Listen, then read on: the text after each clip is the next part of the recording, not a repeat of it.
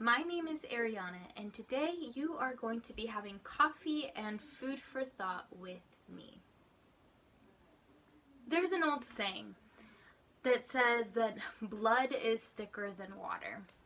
I'm not quite sure where the saying originated from, but the meaning of this statement is that family should always come first.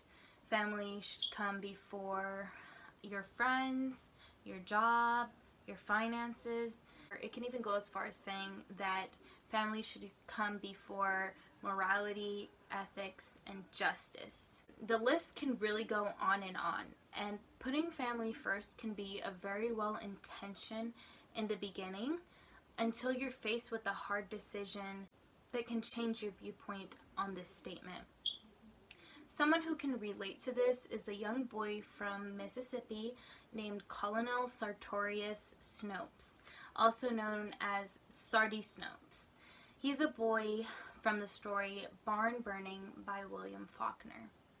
The story setting was in Yoknapatawpha County of Mississippi, which is actually a made-up imaginary county that was made up by the author.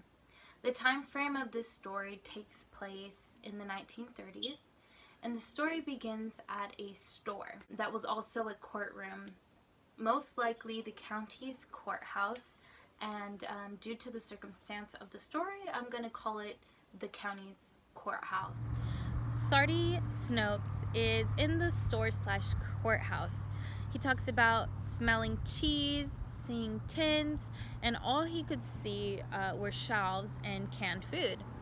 Meanwhile, he could still hear the proceedings as he was listening in on his father, Abner Snopes' case against a man named Mr. Harris.